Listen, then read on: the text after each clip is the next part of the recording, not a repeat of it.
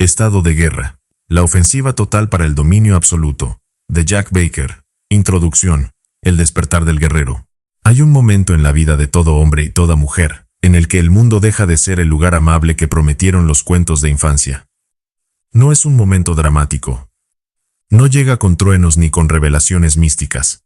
Llega en silencio, con la brutalidad sorda de lo inevitable, un estado de cuenta bancario que acusa, un espejo que no miente, una conversación que revela con exactitud dónde termina la persona que creías ser y dónde comienza la persona que realmente eres. En ese instante, el universo te hace una pregunta sin palabras. Te pregunta si vas a seguir esperando, o si vas a entrar en guerra. Este libro existe para ese momento. No está escrito para consolarte. No está diseñado para darte permiso de sentirte bien con tus excusas, ni para ofrecerte una narrativa donde el mundo es el culpable de tu situación. Si buscas validación, si buscas que alguien te diga que las circunstancias no fueron justas, que el sistema es corrupto, que la vida te debía algo y no cumplió, entonces este no es tu libro. Existen miles de volúmenes construidos para alimentar esa narrativa. Este no es uno de ellos. Este libro es una declaración de guerra, pero no contra el sistema, no contra la sociedad, no contra los que te fallaron, no contra los que no creyeron en ti. La guerra que aquí se declara es la única que importa, la guerra contra la versión mediocre de ti mismo, contra el hábito de la comodidad, contra la adicción silenciosa a no arriesgar, a no moverse, a no construir, contra la tendencia profundamente humana de confundir estar vivo con estar viviendo. El mundo no es un lugar amable. Esta es la primera verdad que debes sostener sin temblor. No es una verdad pesimista, es una verdad operativa. El hombre o la mujer que entiende que el mundo es una arena de combate no vive en la desesperanza, vive en la claridad. Sabe que cada recurso que quiere tendrá que ganarlo. Sabe que cada posición que desee ocupar tendrá que conquistarla. Sabe que el respeto, el dinero, la salud, las relaciones profundas y la paz mental no son derechos que el universo distribuye con equidad, son territorios que se toman. Esta diferencia de perspectiva lo cambia todo. La persona que cree que el mundo le debe algo espera. Espera la oportunidad correcta, el momento perfecto, las condiciones ideales. Espera que alguien lo descubra, que alguien le extienda la mano, que el destino se alinee con sus deseos. Y mientras espera, el tiempo pasa, los meses se acumulan, los años se convierten en décadas. Y al final, la vida que imaginó nunca llega porque nunca fue a buscarla. La persona que comprende que el mundo es un campo de batalla no espera nada de nadie. Sale, actúa, falla, ajusta, avanza. Y esa diferencia de comportamiento produce resultados radicalmente distintos. La vida vacía nace de la falta de lucha, no de la falta de suerte, no de la falta de talento, no de la falta de conexiones. No. La vida vacía es el resultado directo de haber elegido la comodidad sobre la tensión, la pasividad sobre el movimiento, la queja sobre la acción. Y sí, es una elección, aunque no se sienta como tal, aunque se disfrace de circunstancia, de limitación, de injusticia. En el fondo, siempre es una elección. Esta es la verdad más incómoda que este libro sostendrá de principio a fin. Tú eres responsable, no parcialmente, no con matices, responsable en la totalidad más radical del término. Lo que tienes hoy, lo construiste. Lo que te falta hoy, también lo construiste. Cada acción tomada, y cada acción evitada, cada riesgo asumido, y cada riesgo esquivado, cada hora invertida en construcción, y cada hora disuelta en distracción, todo eso ha dado como resultado el inventario exacto de tu vida actual. Eso no significa que tu historia no tenga peso. No significa que el trauma no sea real, que el contexto no influya, que las condiciones de partida sean iguales para todos. No. El contexto existe. El peso de la historia existe.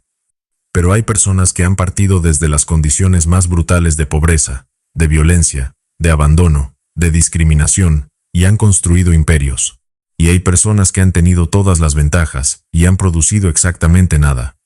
Lo que diferencia a unos de otros no es el punto de partida, es la decisión de moverse. El movimiento es el único lenguaje que el universo respeta, no el deseo, no la intención. No el plan sin ejecución, el movimiento, la acción concreta, imperfecta, valiente, sostenida. El universo no responde a plegarias, ni a visualizaciones, ni a afirmaciones positivas repetidas frente al espejo. Responde a materia en movimiento, responde a horas de trabajo real, responde a decisiones ejecutadas aunque el miedo esté presente. Responde a la disciplina diaria, monótona, invisible, que nadie aplaude pero que acumula resultados que todos pueden ver. El guerrero que este libro convoca no es una figura romántica, no es el héroe de una película que actúa por inspiración súbita en el momento dramático correcto. El guerrero real es el que se levanta cuando no hay motivación, el que trabaja cuando el resultado no es visible todavía, el que mantiene el estándar cuando nadie está mirando. El guerrero real no necesita aplausos para moverse. Se mueve porque entiende que cada día sin movimiento es un día que el adversario, la versión mediocre de sí mismo, avanza. El dolor es el precio de la entrada a la grandeza. Esta no es una metáfora poética. Es una descripción biológica, psicológica y estadística de la realidad. Todo lo que vale algo cuesta algo. El músculo crece en respuesta a la tensión. La mente se agudiza en respuesta al desafío. El carácter se forma en respuesta a la adversidad. No existe un camino hacia la grandeza que no pase por el dolor. No existe un camino hacia el dominio que no exija sacrificio. Los que intentan llegar a resultados extraordinarios por caminos cómodos no solo fracasan, llegan peor que cuando empezaron, porque el fracaso cómodo no enseña nada. El dolor que viene de exigirse, de arriesgar, de construir en territorio desconocido, es un dolor productivo. Es el dolor que transforma, es la fricción que pule. No el sufrimiento pasivo del que espera que las cosas cambien sin cambiar nada. Ese sufrimiento no construye nada. Es ruido. El dolor activo, el dolor que elige quien decide moverse hacia algo más grande que su comodidad actual, ese dolor es el combustible más potente que existe. Lo que encontrarás en las páginas que siguen no es motivación. La motivación es un estado emocional temporal, volátil, dependiente del contexto. Lo que aquí se construye es algo más sólido y más peligroso, una arquitectura mental. Un sistema operativo interno que no necesita estímulo externo para funcionar, que no depende del ánimo del día, de la presencia de un mentor, de la validación de una audiencia. Un sistema que opera desde adentro hacia afuera, que convierte cada momento de la vida, incluyendo los más duros, en material de construcción. Cada uno de los apartados que componen este libro ataca un frente diferente de la guerra interior. El trabajo, el dinero, la velocidad, la parálisis, el dolor, la inteligencia aplicada, el riesgo, el entorno, la lealtad. Estos no son temas independientes. Son dimensiones de un mismo combate. Están conectados entre sí con la lógica inexorable de quien entiende que la grandeza no se construye en un solo frente, se construye en todos al mismo tiempo. Cuando termines este libro, si lo lees con la honestidad que requiere, no te sentirás inspirado, te sentirás interpelado, sentirás la incomodidad de haber sido visto con claridad. Sentirás el peso de la responsabilidad que ya era tuya pero que quizás habías logrado ignorar. Y sentirás, también, algo más importante, la certeza de que la guerra es posible de ganar. No porque el mundo vaya a volverse más fácil, sino porque tú vas a volverte más fuerte. Esta es la única promesa que este libro hace. Entra en guerra, suscríbete al canal, activa la campana, y accede a toda la biblioteca de libros en el enlace de la descripción. Capítulo 1. La ética del trabajo brutal. Existe una mentira que circula con una fluidez perturbadora en la cultura contemporánea. Una mentira tan bien empaquetada, tan pulida, tan conveniente que la mayoría de las personas la acepta sin cuestionarla. La idea de que el éxito se puede manifestar, que si alguien visualiza con suficiente intensidad, si vibra en la frecuencia correcta, si afirma con convicción lo que desea, el universo responderá y lo entregará. Esta idea no solo es falsa, es peligrosa. Es peligrosa porque le roba al individuo el único recurso que realmente puede transformar su realidad, la capacidad de actuar. La manifestación sin acción es fantasía. Y la fantasía no construye nada. Lo que construye es el trabajo. No el trabajo como concepto abstracto y moralmente elevado. No el trabajo como virtud que se declara en discursos y se abandona en la práctica, sino el trabajo en su forma más concreta, más física, más cotidiana y más demandante. El trabajo que duele, el trabajo que aburre, el trabajo que no tiene audiencia, el trabajo que continúa cuando la motivación se ha ido y lo único que queda es la decisión de no parar. La neurociencia ha documentado con precisión lo que ocurre en el cerebro de una persona que mantiene una práctica sostenida de trabajo disciplinado. El sistema de recompensa dopaminérgico, que en condiciones de pasividad busca gratificación inmediata y fácil, comienza a recalibrarse. La tolerancia a la demora de recompensa aumenta. La corteza prefrontal, responsable de la planificación, la toma de decisiones complejas y el control de los impulsos, se fortalece estructuralmente con el uso sostenido. Esto no es metáfora. La neuroplasticidad del cerebro implica que los hábitos de trabajo real modifican la arquitectura neuronal. Una persona que trabaja con intensidad durante años, literalmente, tiene un cerebro diferente al de quien no lo ha hecho.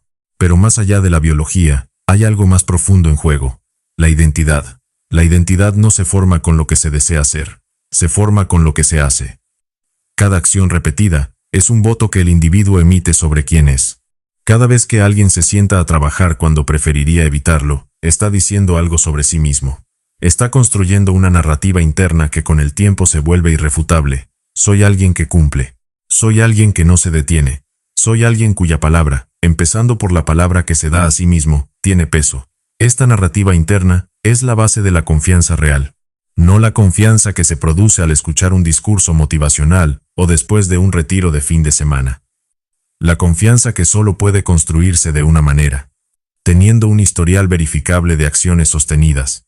La confianza nace del historial de acciones diarias. Esta es una verdad que la cultura del bienestar rápido ha querido desafiar con toda clase de técnicas y atajos psicológicos. Afirmaciones, rituales matutinos, journaling de gratitud, meditaciones guiadas.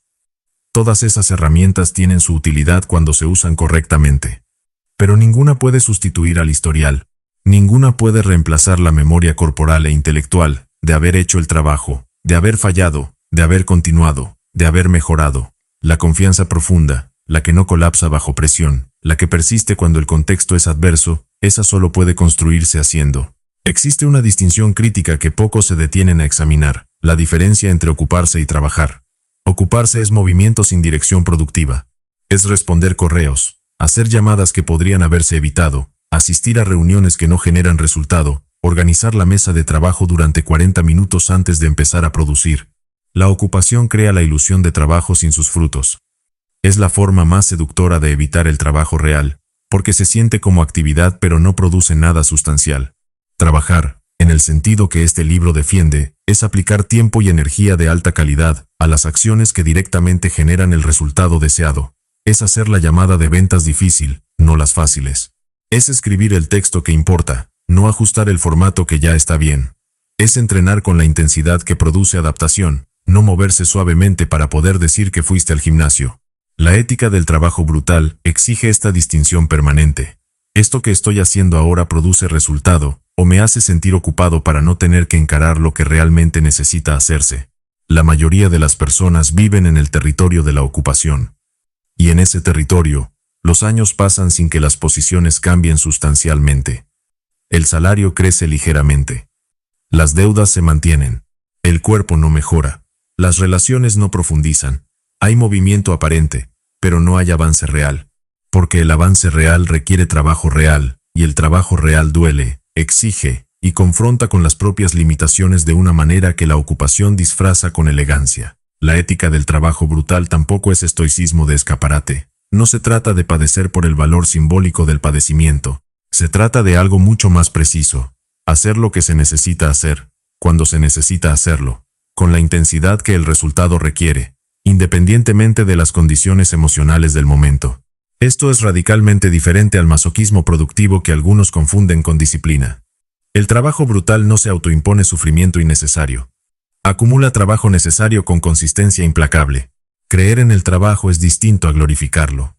La glorificación del trabajo, como fin en sí mismo, es una trampa ideológica que produce personas agotadas que han confundido la actividad con el propósito.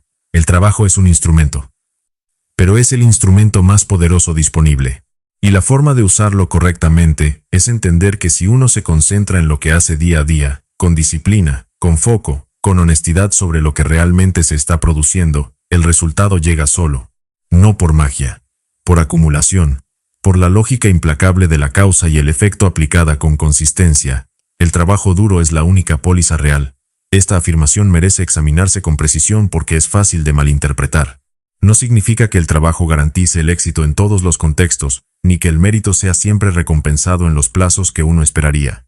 Significa algo más fundamental, que en la totalidad del tiempo, cuando se mide con la distancia suficiente, el trabajo sostenido produce resultados que ninguna otra estrategia puede replicar. Las conexiones se pierden, los privilegios se agotan, la suerte se revierte, pero el trabajo acumulado, las habilidades construidas, los estándares desarrollados, la reputación ganada a través de la ejecución real, esos activos no desaparecen.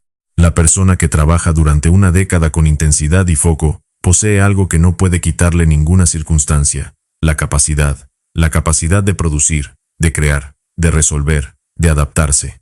Y esa capacidad es el único seguro que existe contra la incertidumbre del mundo. Hay también una dimensión moral en la ética del trabajo que raramente se articula con claridad, quizás porque en la cultura actual la palabra moral se ha vuelto sospechosa. Pero existe. Cuando alguien decide no trabajar al nivel que su situación demanda, no solo se daña a sí mismo, daña a quienes dependen de él, daña a quienes podrían haberse beneficiado de lo que habría podido crear. El trabajo no realizado tiene un costo invisible pero real, el costo de todo lo que no existió porque alguien eligió la comodidad. Esta perspectiva puede parecer severa, lo es, pero es precisa. El trabajo también tiene una dimensión estructural, que la mayoría ignora. La complejidad de los resultados que produce no es lineal. El primer año de trabajo intenso en cualquier disciplina produce resultados modestos, a menudo decepcionantes. El segundo año produce algo más. El tercer año produce algo significativo. El quinto año produce algo que parece desproporcionado con el esfuerzo del momento, porque lo que estás cosechando no es el trabajo de hoy sino la acumulación de todo lo anterior.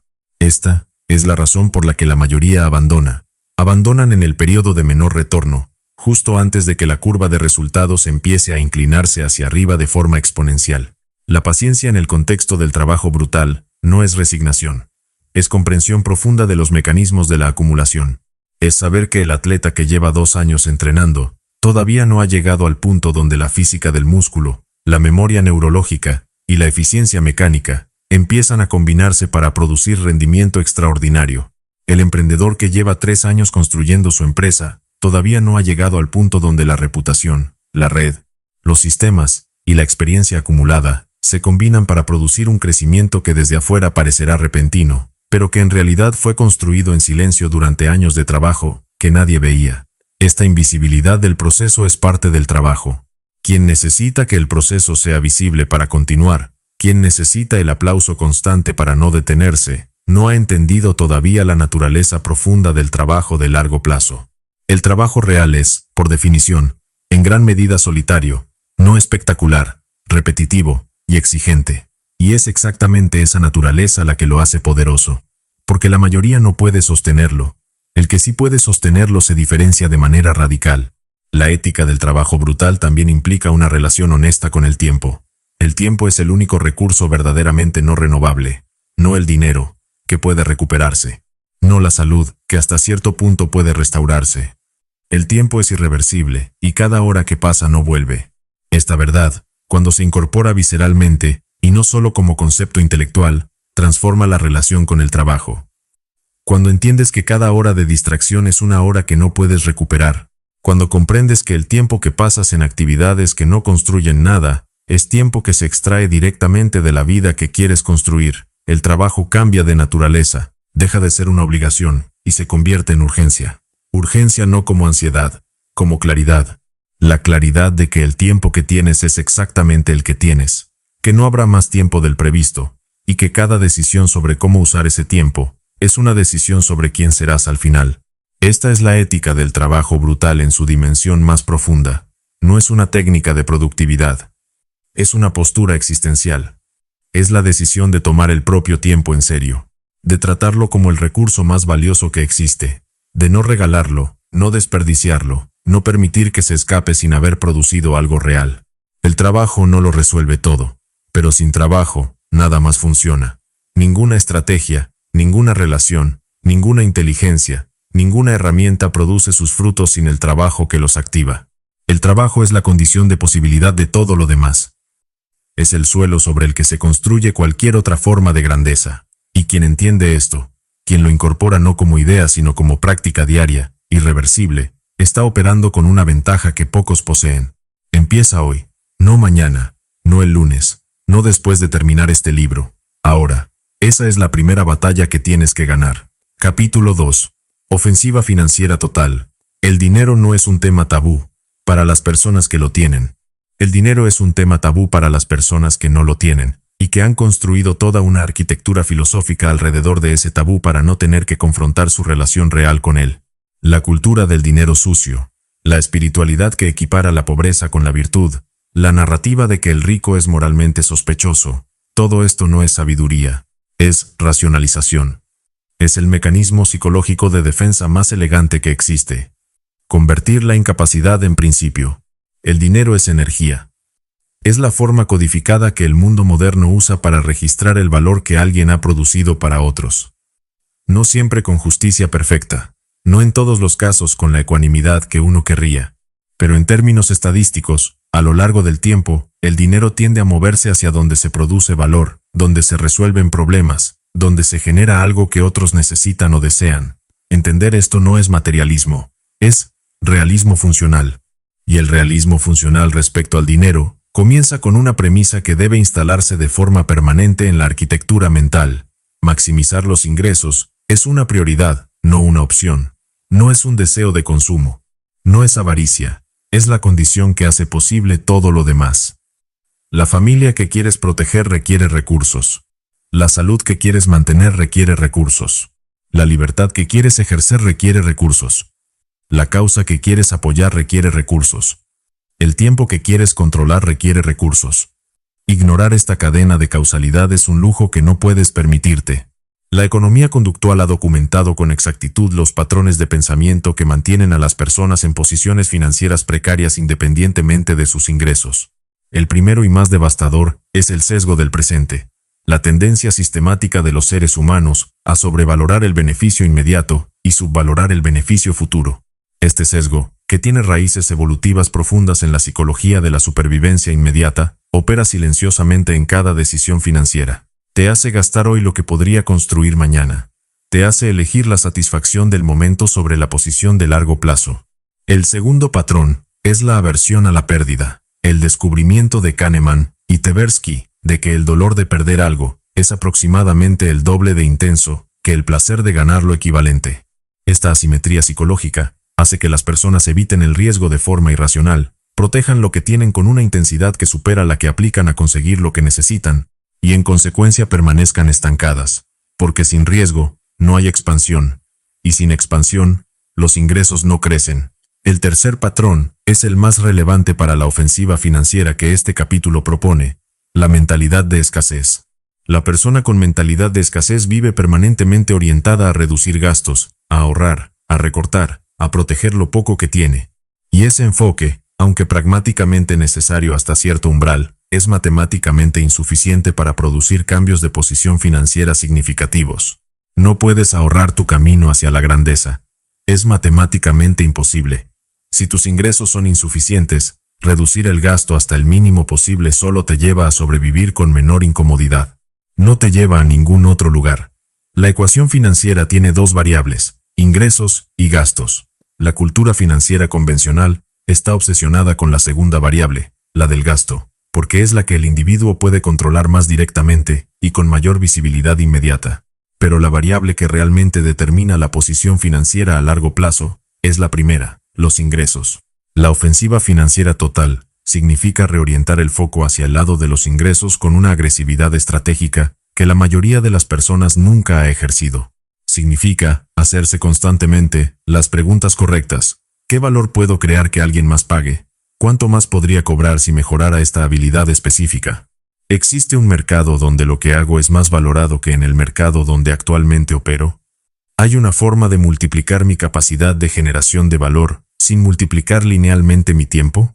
Esta última pregunta es la que abre la brecha entre quienes permanecen en el intercambio tiempo por dinero y quienes comienzan a construir sistemas que generan valor independientemente de las horas que personalmente dedican. El trabajo por hora tiene un techo natural. Hay 24 horas en el día, y no puedes vender más de las que tienes. El negocio, el producto, el activo que genera ingresos más allá de tu presencia personal, eso no tiene techo natural. Tiene el techo que le imponga la calidad del sistema que construyó. El dinero responde a agresividad estratégica. Esto no significa impulsividad. No significa tomar riesgos sin análisis. Significa aplicar al problema financiero la misma intensidad de foco, la misma energía de ataque, la misma velocidad de ejecución que un general aplica a una campaña militar. Significa no esperar que la oportunidad llegue, sino ir activamente a buscarla, a crearla, a construirla donde no existía. Significa que cuando se identifica una vía de generación de ingresos con potencial real, no se le dedica la energía sobrante sino la energía principal. Hay una distinción crítica entre dos tipos de mentalidad que produce resultados radicalmente diferentes. La primera es la mentalidad del empleado, incluso cuando la persona es técnicamente emprendedora. Esta mentalidad está orientada a la seguridad, a la predictibilidad, a hacer lo suficiente para mantener la posición actual. No construye nada nuevo, porque el foco está en no perder lo que ya tiene. La segunda es la mentalidad del constructor, del operador financiero ofensivo, orientada a la expansión, a la exploración de nuevos territorios, a la toma de posición en áreas donde todavía no está presente. Esta mentalidad acepta la incertidumbre como condición inherente al crecimiento, y la trata como información, no como amenaza. La inflación, que en el lenguaje técnico es la pérdida del poder adquisitivo del dinero a lo largo del tiempo, es un recordatorio permanente de que la neutralidad financiera no existe. Si tus ingresos crecen al ritmo de la inflación, no estás estable. Estás perdiendo posición relativa mientras el mundo avanza. Si tus ingresos crecen por debajo de la inflación, estás retrocediendo con la ilusión de estar quieto. La única posición financieramente sólida es la de quien hace crecer sus ingresos a una tasa que supera con claridad la erosión inflacionaria, y eso requiere exactamente la ofensiva que este capítulo propone. La obsesión por los ingresos tampoco significa vivir para el dinero. Esta confusión es la que usa la cultura de la espiritualidad financiera para desacreditar la ambición económica. Confundir la búsqueda de recursos con la adoración del recurso. Son cosas radicalmente distintas. El hombre que quiere construir su libertad económica no está adorando el dinero. Lo está usando como instrumento. Y el instrumento que se ignora no funciona. El instrumento que se desdeña, se vuelve contra uno. El instrumento que se domina libera. El dominio del instrumento financiero también requiere entender algo que la educación convencional raramente enseña. La diferencia entre activos y pasivos, desde una perspectiva de flujo. Un activo es algo que pone dinero en tu bolsillo. Un pasivo es algo que saca dinero de tu bolsillo. La mayoría de las personas pasan la mayor parte de su vida acumulando pasivos convencidos de que son activos. El automóvil que se deprecia, la casa donde viven que consume recursos sin generarlos, las suscripciones y compromisos financieros que sangran lentamente los ingresos. Mientras tanto, los activos reales, los que generan flujo de caja positivo, quedan fuera de alcance porque toda la energía se destinó a financiar los pasivos. La ofensiva financiera total implica reorientar radicalmente esta estructura. Implica construir activos antes de expandir pasivos. Implica preguntarse si cada compromiso financiero que se asume mueve la posición hacia adelante o simplemente la mantiene cara. Implica tratar cada decisión de uso del capital con la seriedad que merece, no con la ligereza de quien toma decisiones financieras basadas en la emoción del momento o en la presión social de aparentar una posición que no se tiene. La agresividad estratégica en finanzas también incluye la disposición de buscar fuentes de ingreso múltiples. La dependencia de una única fuente de ingresos, sea un empleador, o un único cliente, o un único producto, es una vulnerabilidad estructural. No porque el mundo sea necesariamente hostil, sino porque los sistemas son impredecibles, y lo impredecible siempre ocurre más frecuentemente de lo que uno espera. La diversificación de ingresos no es lujo de ricos. Es arquitectura defensiva que cualquiera puede empezar a construir, a cualquier escala, en cualquier momento. La educación financiera no se adquiere en las aulas, se adquiere en la arena, tomando decisiones con dinero real, enfrentando las consecuencias de esas decisiones, aprendiendo de los errores con la piel en el juego, no con la distancia cómoda de quien teoriza sin actuar. El conocimiento financiero sin exposición real es teoría sin práctica, y la teoría sin práctica en finanzas produce exactamente lo mismo que produce en cualquier otro campo, cero resultados. La ofensiva financiera empieza con la honestidad brutal sobre el estado actual. ¿Cuánto generas? ¿Cuánto gastas? ¿En qué dirección se mueve la brecha entre las dos cifras? ¿Cuántos activos posees que generan flujo? ¿Cuántas habilidades tienes que el mercado valora lo suficiente como para pagarte más de lo que te paga ahora? Estas preguntas, respondidas con honestidad y sin autocomplacencia, son el punto de partida. Y el punto de partida, siempre, no es donde quisieras estar, es donde estás. Esa distancia entre donde estás y donde quieres llegar no es un problema, es el mapa de la batalla. Capítulo 3. La velocidad como arma. El mundo moderno no penaliza la imperfección, penaliza la lentitud.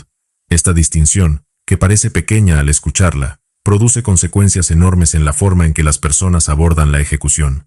La cultura de la perfección, que enseña a esperar hasta que todo esté listo, hasta que el producto sea impecable, hasta que el momento sea el correcto, produce un tipo específico de fracaso: el fracaso por inacción. El fracaso de quien nunca llega a intentarlo porque siempre está preparándose para intentarlo. La velocidad no es lo contrario de la precisión, es lo contrario de la parálisis. Hay una diferencia crucial entre actuar rápido y actuar sin pensar. La velocidad que este capítulo propone es la velocidad de la ejecución informada. La capacidad de absorber la información disponible. Tomar la mejor decisión posible con esa información. Ejecutarla, observar el resultado y ajustar. Este ciclo, cuando se itera con rapidez, produce aprendizaje a una velocidad que ningún proceso de planificación prolongado puede igualar. La neurobiología de la acción rápida es fascinante y relevante. El cerebro humano tiene dos sistemas de procesamiento que el psicólogo Daniel Kahneman describió como Sistema 1 y Sistema 2. El Sistema 1 es rápido, automático, intuitivo, y opera en gran medida por debajo del umbral de la conciencia. El Sistema 2 es lento, deliberado, analítico, y requiere esfuerzo consciente. La cultura de la preparación excesiva está dominada por el Sistema 2. Todo debe analizarse, considerarse, debatirse y refinarse antes de ejecutarse. El problema es que el mundo no espera el tiempo que el Sistema 2 requiere para sentirse cómodo. Las personas que actúan con mayor velocidad no tienen menos Sistema 2, tienen la habilidad desarrollada de saber cuándo delegar la decisión al Sistema 1. Cuando la intuición informada por la experiencia acumulada es suficientemente buena como para actuar, y cuándo ralentizar para análisis más profundo. Esta habilidad de determinar qué tipo de procesamiento requiere cada situación es en sí misma un activo de alto valor que se desarrolla solo con la práctica de ejecutar repetidamente. La riqueza premia la ejecución veloz, no porque el mundo esté estructurado de forma inherentemente justa y siempre recompense al más rápido, sino porque las oportunidades tienen ventanas. Las ventanas se abren y se cierran. El mercado que hoy tiene una necesidad no satisfecha, puede mañana tener 3 personas que la satisfacen.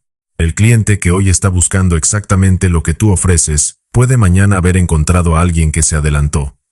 El momento de apertura en un mercado, en una industria, en un nicho específico, es finito. Y quien ejecuta dentro de esa ventana captura el valor que quien delibera demasiado tiempo pierde. La adaptación también es una función de la velocidad. Un organismo que se adapta lentamente a cambios en su entorno está en desventaja permanente respecto a uno que se adapta rápidamente. Los mercados cambian, las tecnologías cambian, los comportamientos del consumidor cambian, las regulaciones cambian. El operador lento en un entorno de cambio rápido no solo se queda atrás, se vuelve obsoleto antes de haber entendido qué cambió.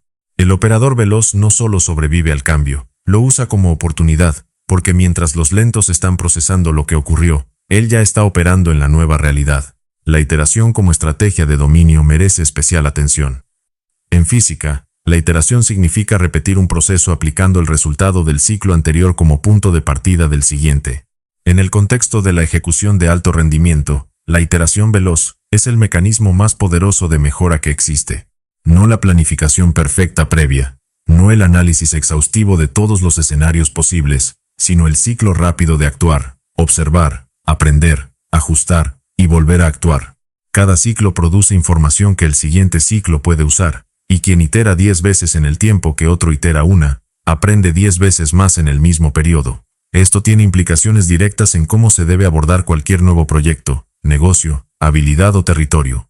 No con el modelo tradicional de planificar extensamente antes de ejecutar, sino con el modelo de ejecutar con lo suficiente para obtener feedback real, y usar ese feedback para dirigir la siguiente iteración.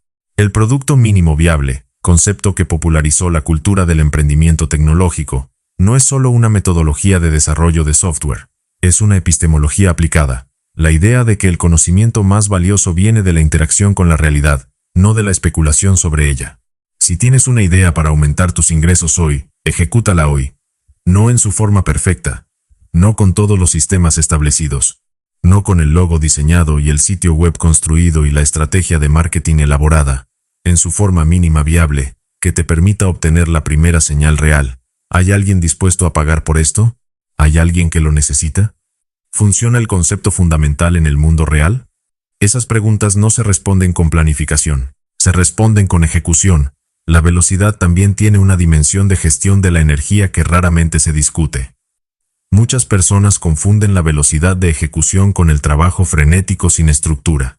El trabajo frenético sin estructura no es velocidad, es dispersión. La velocidad real requiere priorización implacable. Requiere saber en cada momento cuál es la acción de mayor impacto disponible, y aplicarle la energía disponible de la manera más intensa posible durante el tiempo que se ha asignado para ello. La velocidad sin priorización es ruido que se mueve deprisa. La velocidad con priorización es una ofensiva dirigida. Existe también la trampa de la velocidad performativa. Parecer rápido sin serlo en lo que importa. Responder correos en segundos, estar siempre disponible, moverse de tarea en tarea con gran dinamismo. Todo eso puede coexistir con una productividad real extremadamente baja, si ninguna de esas actividades mueve los resultados fundamentales. La velocidad que genera riqueza y posición no es la velocidad de la reactividad. Es la velocidad de la ejecución en las pocas cosas que realmente generan resultado.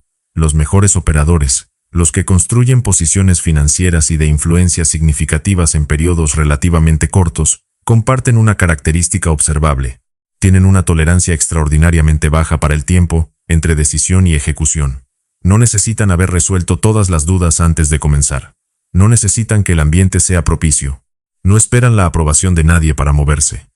Entre el momento en que identifican una acción de alto impacto y el momento en que comienzan a ejecutarla, el intervalo es mínimo. Esta característica no es innata, aunque algunas personas tienen una disposición natural hacia ella. Es una habilidad que se entrena. Se entrena deliberadamente comenzando a acortar ese intervalo en ámbitos pequeños. Cada vez que identificas una acción que debes tomar, y en lugar de posponerla la ejecutas de inmediato, estás entrenando el músculo de la velocidad. Con el tiempo, este patrón se automatiza. La brecha entre decisión y ejecución se estrecha hasta casi desaparecer, y cuando esa brecha desaparece, la productividad real aumenta de forma que puede medirse no en porcentajes sino en órdenes de magnitud.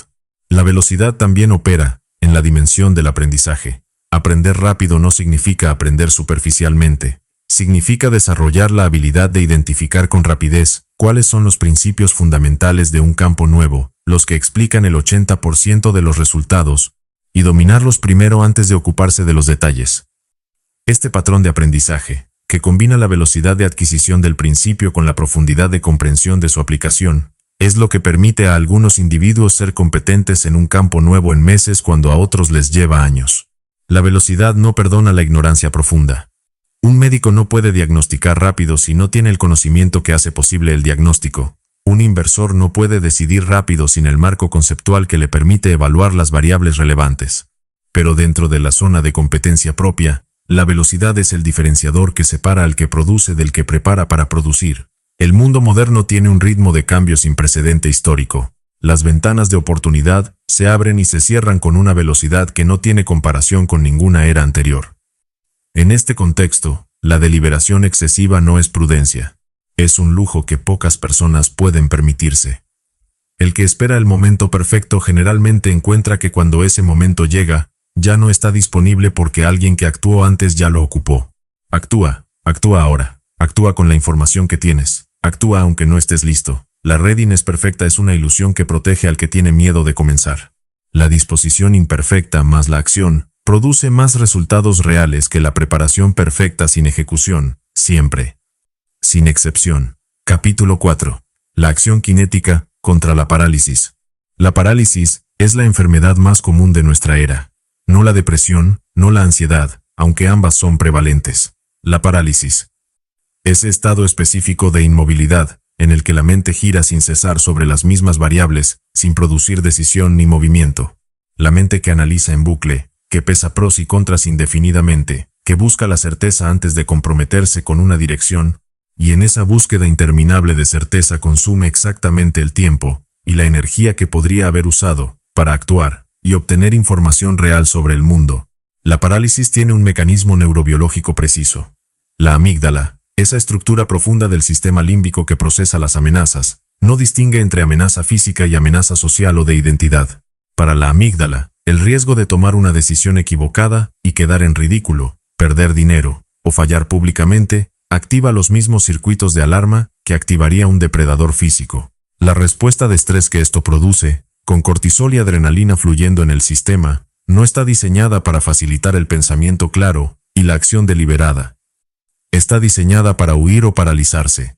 El cortisol, que en dosis agudas y breves puede ser útil para la respuesta a emergencias. En condiciones de estrés crónico producido por la indecisión y la preocupación constante tiene efectos devastadores. Deteriora la memoria de trabajo, reduce la flexibilidad cognitiva, aumenta la tendencia al pensamiento catastrófico y hace que el cerebro perciba amenazas donde no las hay. En otras palabras, el estado mental crónico de quien vive en la indecisión y la parálisis produce precisamente las condiciones cognitivas que hacen más difícil salir de ese estado. Es un circuito de retroalimentación negativa, que se autoalimenta. La acción rompe ese circuito, no la planificación adicional, no la conversación adicional, no la reflexión adicional. La acción física, concreta, que mueve el cuerpo y cambia el entorno, produce cambios neurobiológicos inmediatos que modifican el estado mental. Cuando el cuerpo se mueve con propósito, cuando hay una tarea concreta que ejecutar, la atención del sistema nervioso se redirige de la amenaza especulativa hacia el mundo real. El cortisol baja. La dopamina sube con la anticipación de la recompensa del progreso. La norepinefrina aumenta el foco y la energía disponible. El estado mental cambia porque el estado físico cambió. Esto es la acción cinética, el movimiento físico y concreto como herramienta directa de gestión del estado interno, no como metáfora, como mecanismo fisiológico real. El cuerpo y la mente no son sistemas separados que se comunican de vez en cuando. Son un sistema integrado donde el estado de uno determina directamente el estado del otro en tiempo real. Ignorar esta integración, tratar de resolver la parálisis mental desde la mente sin involucrar el cuerpo, es trabajar con la mitad del sistema disponible. La relación entre movimiento físico y claridad mental está documentada en múltiples cuerpos de investigación. El ejercicio aeróbico de moderada a alta intensidad aumenta la producción de BDNF, el factor neurotrófico derivado del cerebro, que estimula la creación de nuevas conexiones sinápticas y mejora la función ejecutiva. Las personas que ejercitan regularmente muestran mayor capacidad de planificación, mayor flexibilidad cognitiva, mayor tolerancia a la incertidumbre y menor reactividad emocional ante el estrés. No porque el ejercicio sea mágico, sino porque el movimiento físico sistemático mantiene el sistema nervioso en un estado de funcionamiento que la sedentariedad degrada. La acción cinética en el contexto del trabajo y la ejecución de proyectos funciona de manera análoga. Cuando estás paralizado frente a una decisión o una tarea, el antídoto no es esperar a sentirte listo. Es comenzar a hacer algo, lo que sea que puedas hacer ahora mismo, aunque sea pequeño, aunque sea imperfecto, aunque no sea la cosa más importante que debería hacerse. El movimiento inicial rompe la inercia, y una vez que la inercia está rota, el movimiento siguiente es más fácil, y el siguiente más aún. La claridad no es un prerequisito para la acción, es el resultado de la acción. Esta inversión de la lógica convencional es central para entender por qué la parálisis es una trampa tan efectiva. La mente que espera claridad antes de actuar esperará indefinidamente, porque la claridad sobre lo que es correcto hacer raramente viene de la reflexión sin contacto con la realidad. Viene del experimento, del intento, del fallo, del ajuste, del aprendizaje, por exposición directa. La claridad es una consecuencia del proceso, no su condición inicial. Hay una dimensión de identidad en la parálisis que raramente se nombra. La parálisis protege la imagen que uno tiene de sí mismo. Si no actúas, no puedes fallar. Y si no puedes fallar, puedes mantener intacta la narrativa de que tienes el potencial de hacer cosas grandes, que simplemente las circunstancias no han sido las correctas todavía. La parálisis es, en muchos casos, la estrategia inconsciente de protección de un ego que prefiere el potencial imaginado al resultado real imperfecto, porque el potencial imaginado puede ser todo lo grandioso que uno quiera. El resultado real tiene dimensiones concretas, y esas dimensiones podrían ser menores de lo que la narrativa del potencial prometía. Esto explica por qué tanta gente con talento real permanece paralizada. No porque les falte capacidad, porque la acción pondría a prueba su imagen de lo que son y de lo que pueden. Y esa prueba, con su posibilidad de resultado menor al imaginado, es percibida como una amenaza existencial. El ego protegido por la parálisis prefiere el potencial indemostrado al resultado verificable. Esta preferencia tiene un costo enorme. La vida que podría haberse construido con ese potencial nunca existe. La fisiología de la dopamina ofrece una perspectiva adicional sobre por qué la acción es tan poderosa como herramienta de cambio de estado. La dopamina no es, como popularmente se cree, la molécula del placer. Es la molécula de la anticipación y el progreso. Se libera en respuesta a señales que predicen recompensas, y también en respuesta al progreso percibido hacia una meta. Cada pequeña victoria, cada tarea completada, cada movimiento en la dirección correcta, genera una señal dopaminérgica que aumenta la motivación para continuar. El movimiento genera motivación, no al revés. La gente que espera motivación para actuar, está esperando que el sistema de recompensa dopaminérgico se active por sí solo. Pero ese sistema se activa con el movimiento, con el progreso, con la acción. Es otro circuito de retroalimentación, pero esta vez, positivo. Actúas, obtienes dopamina del progreso. Esa dopamina aumenta tu motivación para la siguiente acción. Actúas de nuevo, obtienes más dopamina. El ciclo virtuoso no comienza con motivación. Comienza con la decisión arbitraria de actuar aunque la motivación no esté presente. La parálisis también tiene un componente social que merece atención. El ser humano es un animal profundamente social, y la evaluación de los demás tiene un peso neurobiológico real. La corteza cingulada anterior, que procesa el dolor social, responde a la exclusión social de maneras similares a como la corteza somatosensorial responde al dolor físico. Esto significa que el miedo al juicio ajeno, al rechazo, a la crítica, que mantiene a muchas personas paralizadas antes de lanzar algo al mundo, tiene una base neurológica real. No es debilidad de carácter, es biología, pero la biología se puede gobernar. La corteza prefrontal, cuando está bien desarrollada por el uso consistente y por exposición progresiva a situaciones sociales amenazantes, puede modular la respuesta de la amígdala. Puede poner en perspectiva el riesgo social real versus el riesgo social percibido. Puede recordar que la evaluación negativa de otros no representa una amenaza real a la supervivencia. Puede crear el espacio entre el estímulo y la respuesta donde vive la libertad de elegir actuar de todas formas. Esta modulación se desarrolla con la exposición. Cada vez que actúas a pesar del miedo al juicio ajeno, y no ocurre la catástrofe social que anticipabas, o cuando ocurre algo adverso pero sobrevives a ello sin el daño existencial que temías, el cerebro actualiza su modelo de la amenaza. La próxima vez, la respuesta de alarma es ligeramente menos intensa. Y la siguiente vez, más aún. La valentía no es la ausencia de miedo, es la práctica repetida de actuar con miedo presente, y el entrenamiento neurológico que esa práctica produce. La acción cinética como postura de vida significa adoptar el movimiento como respuesta por defecto a cualquier situación de bloqueo. Cuando hay incertidumbre, actuar. Cuando hay confusión, actuar. Cuando hay miedo, actuar. No de forma irreflexiva y sin dirección. Con la dirección que sea posible determinar con la información disponible, sabiendo que la acción misma generará la información que refinará la dirección en el siguiente paso. Este es el modo de operación de las personas que construyen cosas reales en el mundo real. No esperan la certeza. Se mueven con la incertidumbre presente, y la acumulación de movimientos produce el resultado. La inmovilidad tiene un costo que nunca aparece en las cuentas pero que es devastadoramente real. El costo de oportunidad. Cada día de parálisis es un día en que la persona que actúa se aleja más. No en un sentido abstracto y simbólico, sino en términos muy concretos. El negocio que no lanzaste hoy tuvo que ser construido mañana, un día más tarde, con un día menos de aprendizaje acumulado, con un día menos de ingresos generados, multiplicado por semanas, meses, años. El costo de la parálisis se mide en la distancia entre quién eres y quién podrías haber sido si hubieras actuado cuando debías. Muévete, ahora, con lo que tienes, desde donde estás. Capítulo 5. El dolor como combustible. Existe un consenso tácito en la cultura contemporánea sobre el dolor. El consenso dice que el dolor es el enemigo, que debe evitarse, que cuando aparece debe minimizarse lo más rápido posible, que el objetivo de una vida bien gestionada es producir la mayor cantidad posible de experiencias positivas y la menor cantidad posible de dolor. Este consenso, que parece compasivo e inteligente, es en realidad una de las instrucciones más destructivas que la cultura moderna le da al individuo, porque el dolor no es el enemigo. El dolor es la información más honesta que recibirás en tu vida. El dolor señala, siempre señala algo.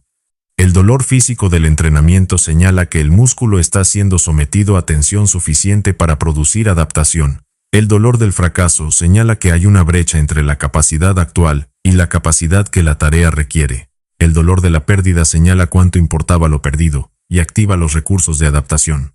El dolor del rechazo señala los límites actuales de la red social o la propuesta de valor.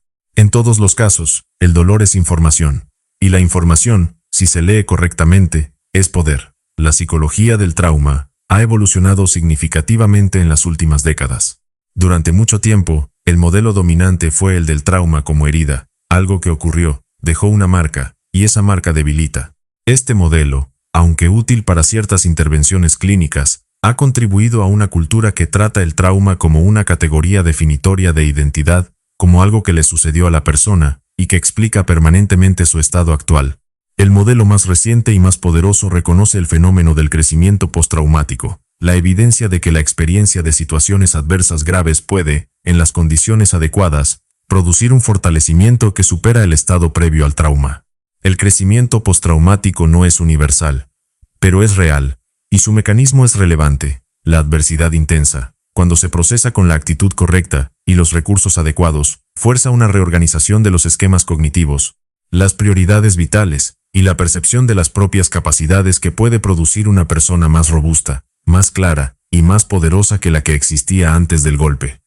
El punto no es celebrar el sufrimiento, es entender que el dolor que ya ocurrió, el que ya está presente, tiene un uso. La pregunta no es cómo evitarlo ahora que ya está. La pregunta es cómo usarlo. El dolor como combustible no es una metáfora motivacional superficial. Es una descripción de un proceso de transmutación psicológica que requiere trabajo activo. La rabia que produce la injusticia puede convertirse en energía de acción sostenida o puede convertirse en resentimiento que paraliza. La tristeza que produce la pérdida puede convertirse en claridad sobre lo que importa o puede convertirse en melancolía crónica que incapacita. El miedo que produce el riesgo puede convertirse en preparación cuidadosa y atención aguda, o puede convertirse en evitación que mantiene encerrado. En todos los casos, la emoción es la misma. Lo que determina el resultado no es la emoción sino el uso que se hace de ella. Usar cada ladrillo que te tiraron para construir tu castillo es más que una imagen poética. Es una descripción precisa del proceso de alquimia psicológica que distingue a las personas que trascienden sus circunstancias de las que quedan definidas por ellas. El ladrillo que te tiraron, la traición, el fracaso, el rechazo, la pérdida, el insulto, la injusticia, tiene peso. Ese peso es real. Pero el peso del ladrillo no determina si lo usas para construir o para destruir. Esa determinación la hace la arquitectura mental que el individuo adopta respecto a lo que le ocurre. Los que usan el dolor como combustible comparten una característica cognitiva observable. No interpretan las adversidades como evidencia de que el mundo es injusto y ellos son las víctimas. Las interpretan como información sobre dónde están y qué necesitan desarrollar. Este cambio de interpretación no es negación. No minimiza la realidad del dolor. Lo que hace es preservar la agencia, la convicción de que independientemente de lo que ocurrió, hay algo que puede hacerse, hay una respuesta que puede tomarse, hay un movimiento posible hacia adelante. La alquimia psicológica del dolor requiere tiempo de procesamiento. No significa procesar en el sentido de rumiar indefinidamente, de revisitar el evento una y otra vez desde la posición de víctima. Significa atravesar la experiencia emocional real, sin anestesiarla ni huir de ella, y desde el otro lado, desde el lugar donde el impacto agudo ha pasado, encontrar el uso que puede darse a esa experiencia. Este proceso no es lineal ni tiene un plazo predecible, pero puede acelerarse con la intención deliberada de buscarlo. La historia de los constructores en todos los campos, de los que han creado cosas duraderas y significativas, está densamente poblada de personas que transformaron adversidad específica en motivación y luego en acción. No como excusa ni como narrativa de marketing personal, sino como mecanismo real de generación de energía. La indignación ante una injusticia que te afectó puede sostenerte durante años de trabajo que de otra forma sería difícil de mantener. La herida de no haber tenido algo que querías puede convertirse en la obsesión que te hace construirlo. El rechazo que sufriste puede convertirse en la información que calibra tu propuesta hasta que sea irrechazable. El dolor también opera como calibrador de lo que importa. Sufrimos con mayor intensidad por lo que más valoramos. El dolor por la pérdida de algo que no importaba no tiene la misma intensidad que el dolor por la pérdida de algo central. En este sentido, la intensidad del dolor es una señal sobre las prioridades reales, no siempre las declaradas sino las que efectivamente operan. Cuando el dolor es intenso por algo, eso significa que ese algo tiene un peso real en el sistema de valores. Y esa información, usada correctamente, puede orientar la energía de la acción.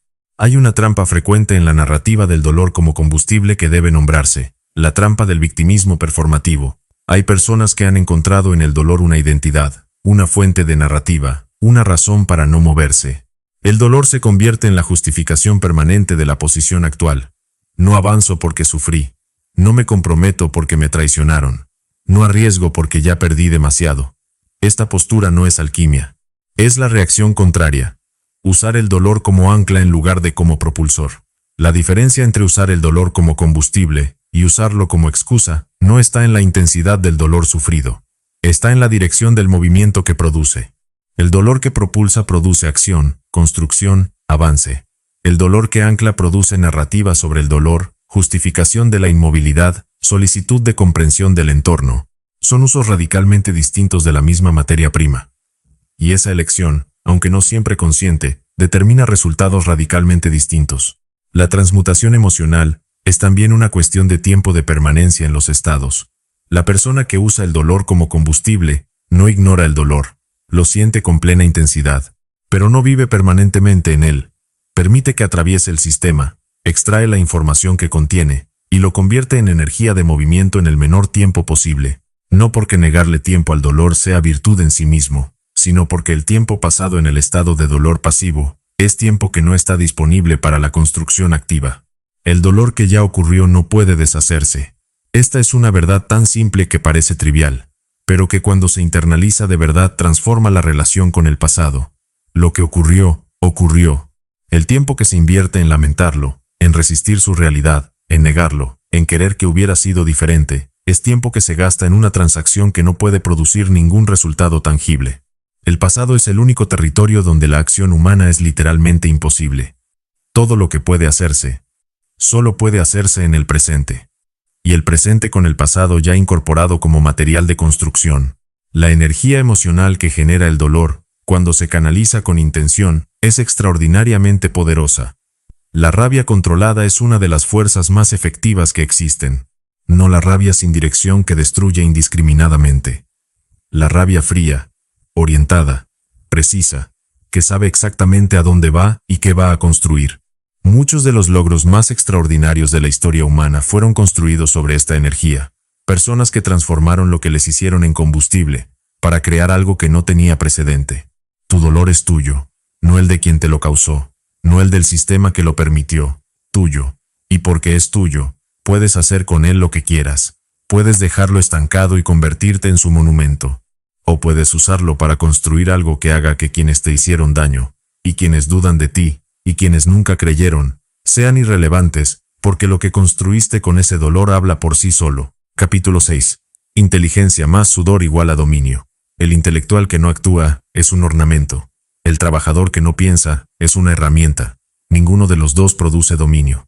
El dominio, en el sentido real del término, en el sentido de poseer un territorio de forma tan completa que nadie puede desplazarte de él, requiere la combinación de las dos cosas.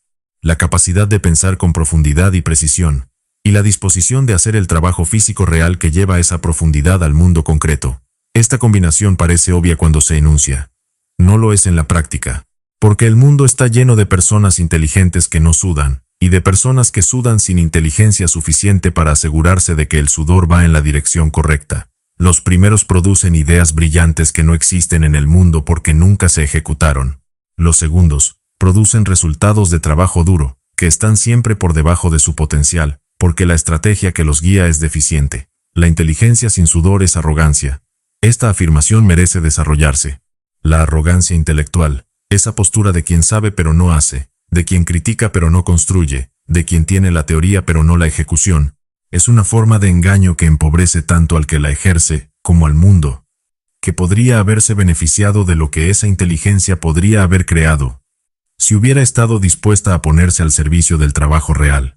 Es arrogancia porque implica la convicción de que el conocimiento en sí mismo tiene valor independientemente de su aplicación. No lo tiene. El conocimiento que no produce nada en el mundo es un archivo privado, y los archivos privados no construyen imperios. La inteligencia más sudor es dominio.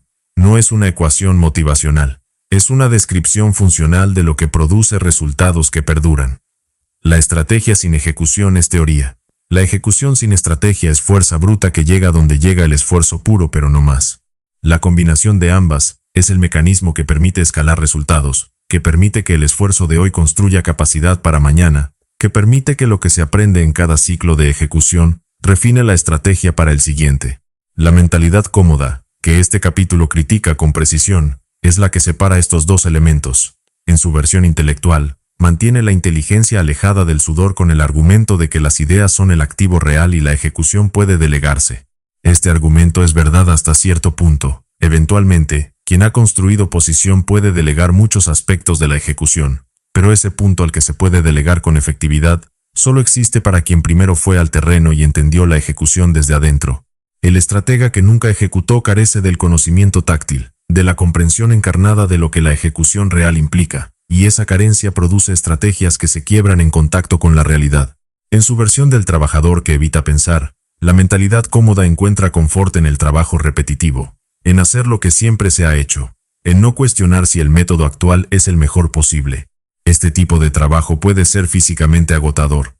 Puede requerir horas sostenidas y esfuerzo genuino, pero produce resultados lineales en el mejor de los casos, porque no hay inteligencia estratégica que amplíe el impacto del esfuerzo. Es el agricultor que trabaja con las mismas herramientas de siempre cuando existen herramientas mejores, no porque sea incapaz de aprenderlas, sino porque el hábito del método familiar produce la comodidad que hace que cambiar no parezca necesario. La fórmula del dominio, la combinación de inteligencia aplicada y trabajo real sostenido, produce algo que ninguno de los dos elementos puede producir por separado. Competencia profunda. La competencia profunda es el estado en que el conocimiento y la habilidad están tan integrados que operan juntos de forma casi automática. El maestro artesano que puede evaluar el material, diseñar la pieza, ejecutar el trabajo y ajustar en tiempo real, porque la inteligencia y el sudor ya no son procesos separados sino una capacidad integrada. Esta integración solo puede producirse con el tiempo que se tarda en acumular suficiente práctica reflexiva, la práctica que une el hacer con el pensar sobre lo que se hace. La práctica deliberada, concepto que Anders Ericsson popularizó con sus investigaciones sobre la excelencia, es precisamente la descripción de este punto de unión entre inteligencia y sudor, no el trabajo repetitivo sin reflexión, no la teoría sin aplicación. La práctica que se realiza al límite de la capacidad actual, que involucra retroalimentación constante, que requiere ajuste reflexivo después de cada ciclo y que por eso produce mejora real en lugar de simplemente acumulación de horas. Las 10.000 horas que popularmente se citan como el umbral del dominio son 10.000 horas de práctica deliberada, no de mera actividad relacionada con el campo. Esto tiene implicaciones directas en cómo se debe abordar cualquier dominio que se quiera conquistar. No basta con trabajar muchas horas. No basta con leer mucho sobre el tema. Hay que trabajar muchas horas de forma reflexiva, aplicando inteligencia real a cada ciclo de práctica, extrayendo las lecciones que cada intento contiene y usándolas para calibrar el siguiente. Este proceso es más lento al principio que el trabajo sin reflexión, porque la reflexión toma tiempo, pero produce una curva de mejora exponencial que el trabajo sin reflexión nunca puede igualar. Existe también una dimensión de la inteligencia que raramente se discute en el contexto del alto rendimiento, la inteligencia emocional, como componente del dominio. No en el sentido popularizado y casi trivializado de la cultura empresarial contemporánea, donde la inteligencia emocional se reduce a ser simpático y leer el ambiente, sino en el sentido real. La capacidad de gestionar el propio estado interno con suficiente habilidad como para que las emociones se conviertan en información y energía en lugar de en ruido que interfiere con el trabajo. El miedo, cuando se maneja con inteligencia, informa sobre el riesgo real y prepara para la ejecución cuidadosa. La frustración, cuando se maneja con inteligencia, señala la brecha entre el rendimiento actual y el deseado y activa la búsqueda de mejora. La euforia, cuando se maneja con inteligencia, puede celebrarse brevemente y luego usarse para calibrar qué produjo ese resultado para poder replicarlo. En todos los casos, la inteligencia emocional convierte el estado interno en recurso, y el que opera con todos sus recursos disponibles tiene una ventaja real sobre el que opera con la mitad de ellos, bloqueados por estados emocionales no gestionados. La inteligencia también opera en la dimensión de la selección de batallas. El guerrero que ataca todos los frentes simultáneamente, dispersa su fuerza y domina ninguno. El guerrero que selecciona el frente donde su capacidad produce el mayor impacto, concentra ahí toda su fuerza y domina ese territorio. Luego avanza al siguiente. Esta selección requiere inteligencia estratégica de alto nivel. La capacidad de ver el tablero completo, de entender las propias fortalezas y limitaciones, de identificar dónde el diferencial de capacidad propio respecto a la competencia es mayor, y de concentrar el trabajo en ese diferencial. Sudar inteligentemente no es una contradicción.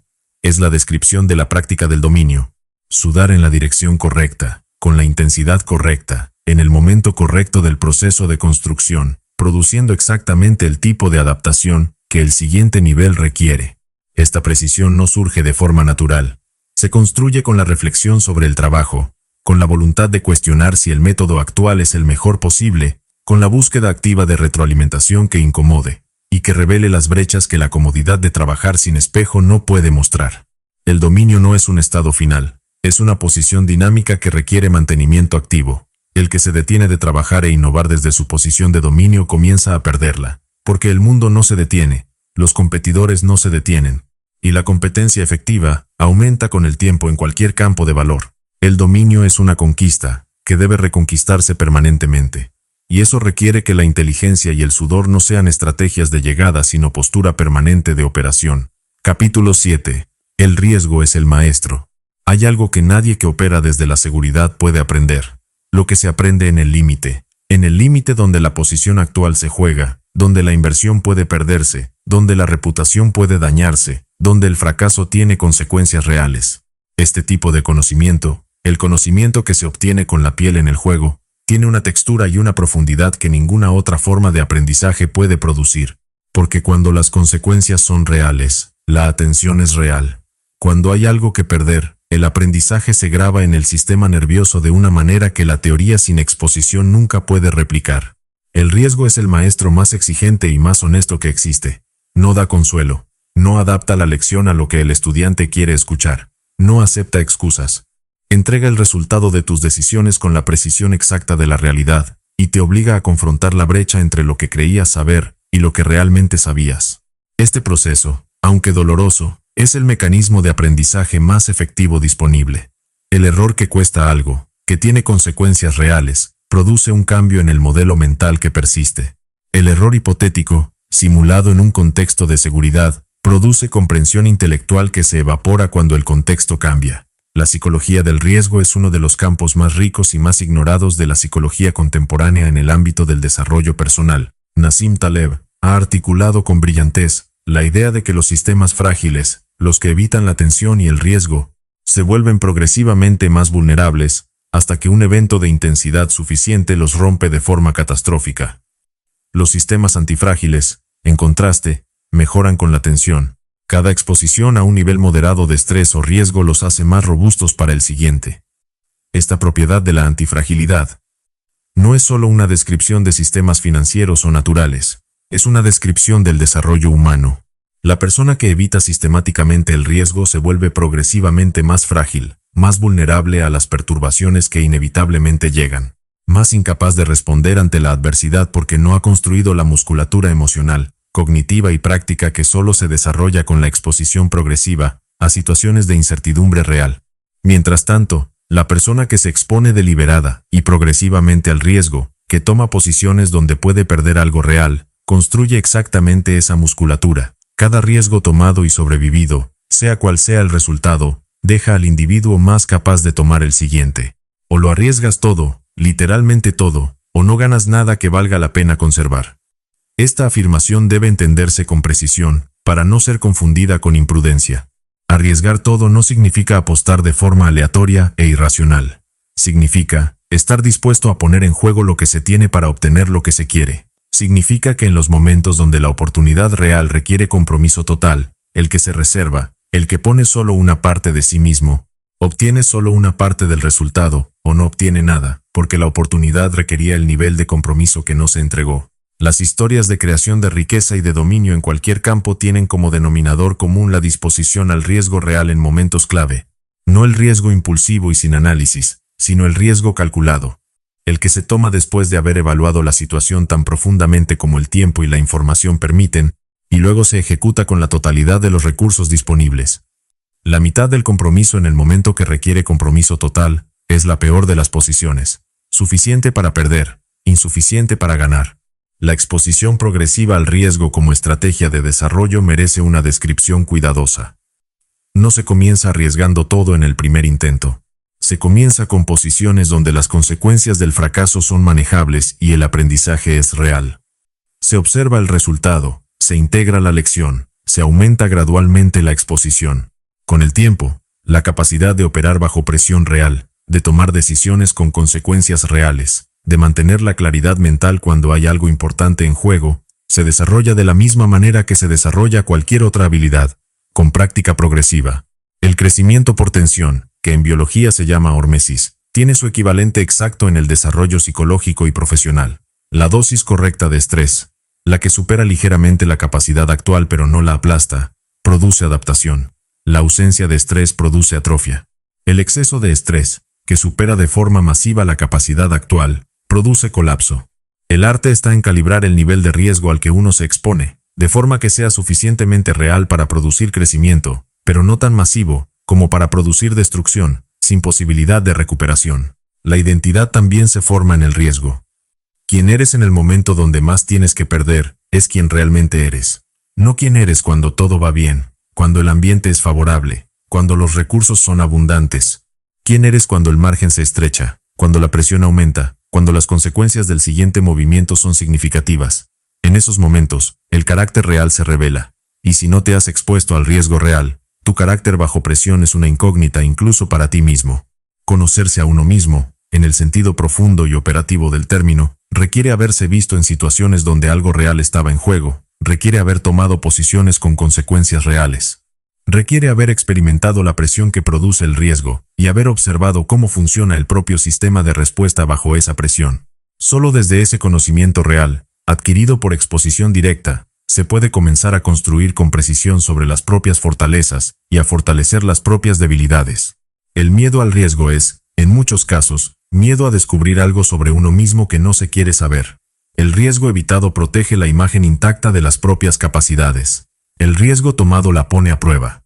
Y esa prueba puede revelar limitaciones que era más cómodo no conocer. Pero las limitaciones que no se conocen, no desaparecen. Operan en la sombra, determinando resultados que el individuo atribuye a otras causas porque no tiene la información que el riesgo podría haberle dado sobre sí mismo. La tolerancia al riesgo también tiene una dimensión de entorno. Las personas que te rodean tienen una influencia significativa sobre tu disposición a tomar posiciones riesgosas. Un entorno de personas que evitan el riesgo, que validan la precaución excesiva, que refuerzan la narrativa de que lo seguro es lo inteligente, produce individuos que calibran su exposición hacia abajo. Un entorno de personas que toman riesgos reales, que hablan con franqueza de sus fracasos y de lo que aprendieron, que normalizan la exposición al resultado incierto, produce individuos con mayor disposición y mayor habilidad para operar en terrenos de incertidumbre. El riesgo como catalizador de identidad opera porque pone en marcha el proceso de conciencia de lo que uno realmente valora. Cuando hay algo real que perder, la jerarquía de valores se clarifica de forma inmediata y visceral. Lo que parecía importante, cuando no había costo de tenerlo, puede revelarse como menos importante de lo que se creía. Y lo que parecía secundario, puede revelarse como el centro real de todo cuando enfrentas la posibilidad de perderlo. Esta clarificación, aunque puede producirse en otros contextos, raramente tiene la intensidad y la permanencia que produce cuando la presión del riesgo real la genera. No hay maestro que enseñe lo que el riesgo enseña. No hay libro, no hay mentor, no hay experiencia vicaria, que replique lo que aprende quien pone algo real en juego y vive las consecuencias de sus propias decisiones. El conocimiento que se adquiere en la exposición al riesgo real es el conocimiento que modifica el comportamiento futuro de forma permanente. Es el que no se olvida, porque está codificado no solo en la memoria cognitiva sino en la memoria emocional y corporal. Toma el riesgo. El calculado, el informado, el que has examinado con honestidad, pero tómalo. Porque el único error que el riesgo no puede enseñarte nada es el que nunca tomaste. Capítulo 8. El círculo de asesinos.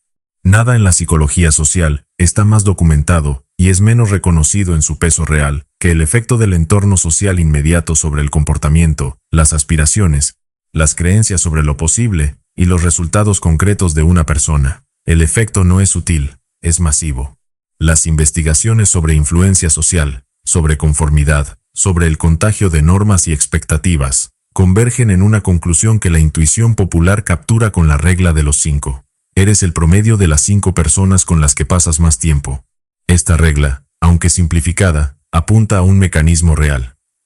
Los seres humanos somos máquinas de modelado social. El sistema de neuronas espejo, que nos permite comprender e imitar los comportamientos de otros, opera en gran medida por debajo del umbral de la conciencia. Nos volvemos como las personas que nos rodean, no porque lo decidamos conscientemente, sino porque el cerebro social que nos permitió sobrevivir como especie está diseñado para sincronizarse con el grupo. Esta sincronización tiene ventajas evidentes en muchos contextos. En el contexto del desarrollo personal, tiene una consecuencia que debe tomarse con toda seriedad. Si tu grupo no aspira a lo que tú aspiras, tu cerebro social estará constantemente calibrándose hacia las normas del grupo. El entorno define la altura. No de forma determinista y sin posibilidad de resistencia, sino como una fuerza de gravedad que opera constantemente y que requiere un esfuerzo sostenido para contrarrestar. Quien tiene un entorno de alto rendimiento, donde los estándares son elevados, donde las conversaciones giran en torno a oportunidades y estrategias y construcción, experimenta esa elevación como la norma, el nivel que en otro entorno parecería extraordinario. En este entorno es el punto de partida, y ese reencuadre de lo ordinario tiene efectos poderosos sobre lo que la persona se permite aspirar y, en consecuencia, sobre lo que construye. No mantener a personas de mentalidad de escasez y parálisis en el círculo cercano no es elitismo, es higiene mental. Una persona que no está construyendo nada, que está constantemente orientada hacia la queja, que valida las excusas y refuerza las narrativas de imposibilidad, no está siendo neutral en tu vida. Está siendo un peso activo. El peso no es intencional en la mayoría de los casos, pero la intencionalidad no reduce el efecto. El contacto frecuente con patrones de pensamiento de baja ambición y alta victimización calibra hacia abajo el sentido de lo que es posible y lo que es normal esperar. La metáfora del hambre es precisa. No se deja comida cerca de un hombre hambriento si no quieres que se la coma. La energía de las personas que no están construyendo se dirige naturalmente hacia donde encuentra recursos disponibles. Tu tiempo, tu atención, tu energía emocional, tu claridad mental, todos esos recursos pueden ser consumidos por relaciones que no aportan nada constructivo al proceso de lo que estás construyendo. No porque las personas en cuestión sean malas, sino porque el estado de quien no está avanzando produce una demanda sobre quien sí está avanzando. Esto no equivale a abandonar a las personas en dificultad. Distingue entre relaciones de apoyo mutuo que se mueven en la dirección del crecimiento y relaciones de dependencia que drenan sin reciprocidad real. La primera categoría fortalece a ambas partes. La segunda debilita al que da sin producir fortalecimiento real en el que recibe. Distinguir entre las dos requiere honestidad que pocas personas aplican con rigor porque la presión social y emocional de las relaciones establecidas hace difícil ver con claridad. El círculo de asesinos no es una metáfora sobre personas violentas. Es una descripción de un grupo donde los estándares son letales para la mediocridad, donde la complacencia no tiene donde instalarse porque el nivel general del grupo no la tolera, donde la conversación que se da de forma natural, sin esfuerzo, sin performance, es la conversación de personas que están operando en el límite de sus capacidades y expandiéndolas activamente. Este tipo de entorno no se encuentra, se construye. Y se construye con las mismas herramientas con que se construye cualquier otra cosa: trabajo, intención y disposición a hacer los movimientos incómodos que el proceso requiere. Construir el entorno correcto requiere primero identificar con precisión quiénes ya están en tu vida aportando energía constructiva. Estas personas existen en casi todos los contextos, aunque a veces son una minoría pequeña. Identificarlas, invertir tiempo en esas relaciones, profundizarlas, es el primer paso. El segundo paso es expandir activamente el círculo buscando personas que operan en los niveles a los que aspiras. No para parasitar su energía y sus conexiones, sino para ser el tipo de persona que aporta valor a ese nivel de operación. Porque el círculo de asesinos es, por definición, recíproco. Todos en él traen algo que hace que valga la pena que los demás estén ahí. La asimetría es inevitable en ciertas etapas del desarrollo. Habrá periodos donde inviertes tiempo en relaciones de las que extraes aprendizaje y modelo, sin poder aportar un equivalente inmediato. Esto es natural y no debería producir culpa. La única condición para que esta asimetría sea sostenible es que sea temporal, y que se compense con el crecimiento real que produce, que quien te da el modelo y el nivel vea en ti la disposición real de trabajar hasta alcanzar la capacidad de ser un par. Las relaciones más destructivas son las que producen comodidad sin crecimiento. Las que te hacen sentir bien sobre quién eres sin impulsarte hacia quién podrías ser. Las que validan el estado actual, en lugar de desafiar la brecha entre el estado actual y el potencial. Estas relaciones, aunque superficialmente amables y reconfortantes, son a largo plazo las más costosas que puedes mantener. Porque en un mundo donde el movimiento es la condición de la relevancia, las relaciones que producen quietud son relaciones que te cuestan posición. El entorno también incluye lo que consumes de forma no interpersonal, el contenido que lees, lo que escuchas, lo que miras. El cerebro no distingue con precisión entre la influencia de una persona presente físicamente y la influencia de las ideas, a las que se expone con frecuencia e intensidad. Si el contenido que consumes de forma habitual es contenido de queja, de bajas aspiraciones, de entretenimiento sin valor nutritivo cognitivo, eso también calibra hacia abajo. No de forma dramática en ningún momento específico, sino con la lentitud acumulativa de algo que no se nota hasta que se mide la distancia recorrida. La gestión del entorno, en todas sus dimensiones, es una responsabilidad que nadie más puede asumir. Nadie puede por ti decidir con quién pasas el tiempo, qué contenido consumes, qué conversaciones priorizas, qué relaciones profundizas y cuáles limitas. Pero las consecuencias de esas decisiones, tomadas de forma deliberada o no, son completamente tuyas. El entorno que tienes hoy es en gran medida el resultado de las decisiones de entorno que has tomado, por acción u omisión, en el pasado. El entorno que necesitas para llegar a donde quieres ir puede requerir cambios que se sentirán incómodos. Puede requerir crear distancia con personas que has conocido toda la vida. Puede requerir entrar en espacios donde al principio eres el menos experimentado del grupo. Puede requerir buscar activamente conversaciones con personas que no tienen obligación de darte su tiempo y atención. Estos movimientos son incómodos, también son necesarios. El círculo que tienes determina el techo que alcanzas. Si el techo es demasiado bajo, el problema no es la capacidad, es el entorno. Elige con quién te rodeas con la misma seriedad con que eliges tus inversiones de tiempo y dinero, porque es exactamente eso, una inversión, con retornos que se componen con el tiempo y con consecuencias que definen no solo lo que produces sino quién eres. Capítulo 9. El código de la lealtad y el respeto. El respeto, en la cultura de la visibilidad instantánea y la narrativa de superficie que domina el mundo contemporáneo, se ha confundido con la popularidad. Se ha confundido con el número de personas que siguen a alguien, con la imagen proyectada, con la capacidad de articular ideas con elocuencia frente a una audiencia. Ninguna de estas cosas es respeto. Son atención. Y la atención, aunque puede coexistir con el respeto, no lo constituye ni lo garantiza. El respeto real, el que persiste cuando la audiencia no está, el que existe en los círculos donde se evalúa con criterios de desempeño real, y no de apariencia, ese respeto tiene una sola fuente, los hechos. Lo que alguien ha hecho, lo que ha construido, los compromisos que ha honrado, las palabras que ha cumplido, los resultados que ha producido. El respeto es la evaluación que el mundo hace sobre la consistencia entre lo que alguien dice y lo que hace, entre quien alguien dice ser y los resultados que su existencia produce. Esta consistencia es lo que en el código de quienes operan en niveles altos se llama honor. No el honor decorativo, el que se declara en discursos y no se verifica en la conducta. El honor operativo, la costumbre arraigada de mantener el estándar independientemente de si hay consecuencias visibles por no hacerlo. El hombre de honor no cumple su palabra porque tiene miedo de las consecuencias de no cumplirla.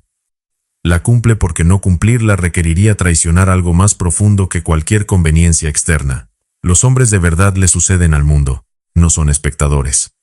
Esta afirmación condensa una postura existencial que no tiene nada de grandilocuente aunque suene grande. La postura de quien toma responsabilidad activa sobre el mundo que habita, quien no espera que otros arreglen lo que está roto, quien no está sentado en las gradas observando a los que participan con una mezcla de envidia y juicio, quien entiende que su presencia en el mundo obliga a algo, no espectadores sino el evento mismo. El espectador opina sin costo, juzga sin exposición, critica desde la seguridad de quien nunca ha puesto nada en juego, y su opinión, aunque puede ser inteligente y hasta correcta en muchos casos, carece del peso que tiene la opinión de quien habla desde la experiencia de haber actuado, de haber fallado, de haber continuado. Theodore Roosevelt lo articuló en su discurso de 1910, con una claridad que no ha envejecido. No el crítico importa, sino el hombre en la arena, con la cara cubierta de polvo, sudor y sangre. El que se equivoca e intenta de nuevo. Este hombre puede fallar, pero falla mientras se atreve a cosas grandes, y ese atreverse lo coloca en una posición moral y práctica que el espectador nunca puede alcanzar. La lealtad, en este código, no es sentimentalismo. No es fidelidad ciega e incondicional a cualquiera que lleve tiempo en la vida de alguien. La lealtad real es específica, exigente y recíproca. Es el compromiso de dar la mejor versión de uno mismo a quienes están en el círculo propio. Honestidad cuando es incómoda, esfuerzo cuando es exigente, presencia cuando es costosa, y la expectativa de reciprocidad equivalente. La lealtad que no se verifica en conducta real bajo presión no es lealtad, es declaración vacía. Los círculos de alta operación, Los grupos donde se construyen cosas reales y duraderas funcionan sobre la base de esta lealtad verificada, no sobre la base del afecto o de la historia compartida, aunque ambos pueden coexistir, sobre la base de la confianza en que cada miembro del círculo va a cumplir su parte, a sostener el estándar, a no abandonar cuando la situación se complica. Esta confianza, cuando existe y se ha verificado repetidamente bajo presión, es uno de los activos más valiosos que puede poseer un grupo, y se construye exactamente de la misma manera que cualquier otro activo, con acumulación de acciones reales que la justifiquen. La reputación como construcción de largo plazo merece atención especial. En el mundo cortoplacista donde la imagen puede construirse artificialmente y con rapidez, la reputación real, la que existe en la evaluación de personas que te conocen bien y te han visto operar bajo presión, toma tiempo en construirse y se deteriora con rapidez cuando las acciones no sostienen la narrativa. La reputación real es el activo más frágil y más valioso simultáneamente. Frágil porque basta una traición significativa para dañarla severamente. Valioso porque cuando existe y es sólida, abre puertas que ninguna otra cosa puede abrir. Construir la reputación correcta implica entender una jerarquía de valores que la cultura del éxito instantáneo ha invertido peligrosamente. En esa jerarquía invertida, la apariencia precede a la sustancia, el marketing precede al producto, la narrativa precede al resultado. Este modelo funciona durante periodos cortos porque puede crear tracción inicial, pero colapsa inevitablemente cuando la sustancia no sostiene la apariencia, cuando el producto no cumple la promesa del marketing, cuando los resultados no corresponden a la narrativa.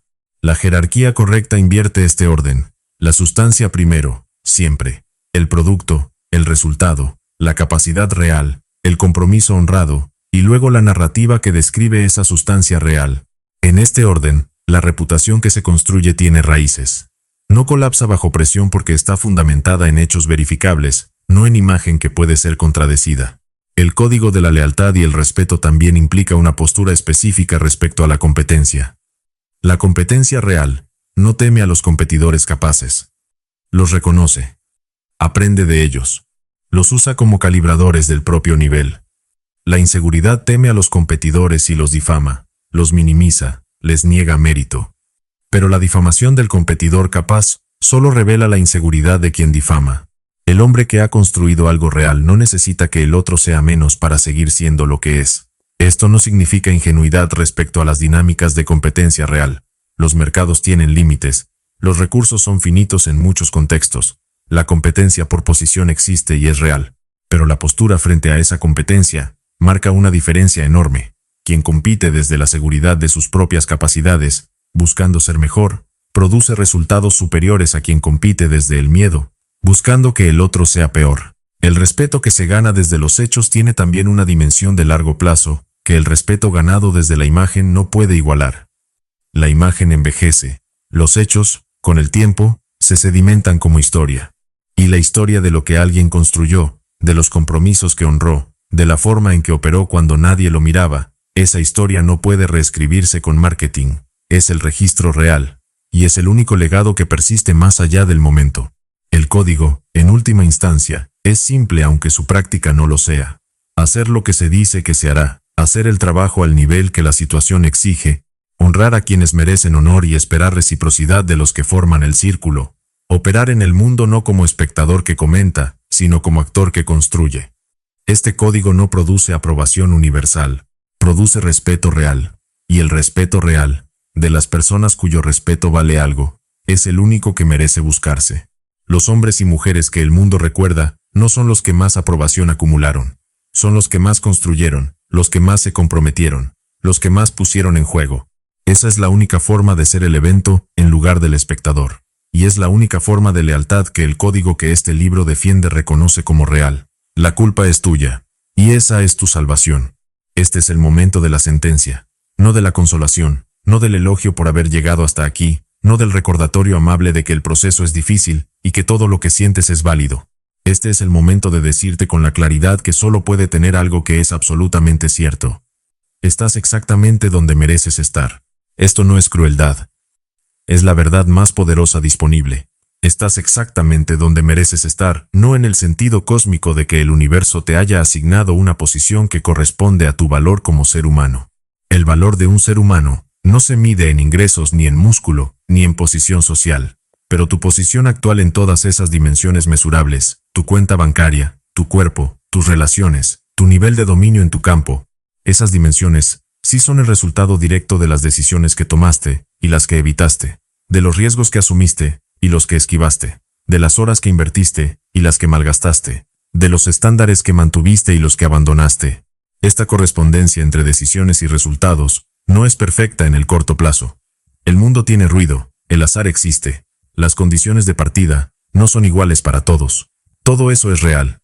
Pero en el largo plazo, con la distancia suficiente, la correspondencia se vuelve cada vez más precisa. Y si tu resultado a largo plazo no es el que querías, la explicación no está en el mundo. Está en el patrón de decisiones que produjiste a lo largo de ese tiempo. Tu cuenta bancaria es un juez sin apelación de tu disciplina financiera, no de tu valor, no de tu inteligencia, no de si mereces o no mereces abundancia. De tu disciplina financiera específica. ¿Cuánto produjiste? ¿Cuánto gastaste? ¿En qué invertiste? ¿Qué tan agresivamente fuiste a buscar los ingresos que deseabas? ¿Cuántas veces tomaste la decisión cómoda, cuando la decisión difícil habría producido más? El número en la cuenta no miente. No puede hacerlo. Es el resultado exacto de la suma de todas esas decisiones. Tu cuerpo es un juez, sin apelación de tu disciplina de salud, tampoco de tu valor, sino de cuánto trabajo real invertiste en él, con qué consistencia, con qué inteligencia respecto a la nutrición y el entrenamiento, cuántas veces elegiste la comodidad sobre la demanda que el cambio requiere, cuántas veces te convenciste de que mañana sería el día. El cuerpo no tiene ideología, no tiene compasión ni crueldad. Entrega exactamente el resultado de lo que se le dio. Esta brutalidad de la realidad, cuando se acepta plenamente y sin defensas, sin la anestesia de las excusas, sin el colchón de las circunstancias como explicación, produce algo inesperado: libertad. La libertad más radical que existe. Porque si los resultados son consecuencia de las decisiones, entonces la posibilidad de cambiar los resultados está directamente en las manos de quien toma las decisiones. El poder no está fuera, nunca estuvo fuera, siempre estuvo aquí, en la capacidad de elegir diferente. La responsabilidad total es la puerta al poder. No la responsabilidad como castigo, como flagelación por los errores pasados, como narrativa de culpa que se rumia indefinidamente. La responsabilidad como postura operativa hacia el futuro. La convicción de que lo que ocurra a partir de ahora está determinado por las decisiones que se tomen a partir de ahora. Esta postura no borra el pasado. No cambia las condiciones de partida. No elimina las injusticias que hayan existido. Hace algo más poderoso. Pone la agencia de regreso donde siempre debió estar. En el individuo que vive la vida. Hay personas que han leído libros como este, o han escuchado discursos similares, o han tenido conversaciones que apuntaban en esta dirección, y han asentido con la cabeza, y luego han continuado exactamente como estaban. Porque la comprensión intelectual de una idea, y la incorporación de esa idea al comportamiento, son dos eventos completamente distintos. La comprensión es cognitiva, y no cuesta nada. La incorporación requiere cambio de conducta, y el cambio de conducta cuesta lo más caro que existe, cuesta el abandono de quien has sido hasta ahora. Ese abandono no es una pérdida. Es el precio de entrada a quien puede ser. Pero se siente como pérdida en el momento en que se produce. La identidad que se ha construido, aunque sea una identidad limitada, una identidad de escasez, de victimismo, de comodidad, es familiar. Y lo familiar, aunque produzca resultados que no queremos, ofrece la comodidad de la predictibilidad. Saber quién eres, aunque no te guste lo que eres, es más cómodo que la incertidumbre de quién podría ser si cambias. Esta incomodidad de la transformación es el primer adversario real. No el mercado, no los competidores, no el sistema. La resistencia interna al cambio de identidad.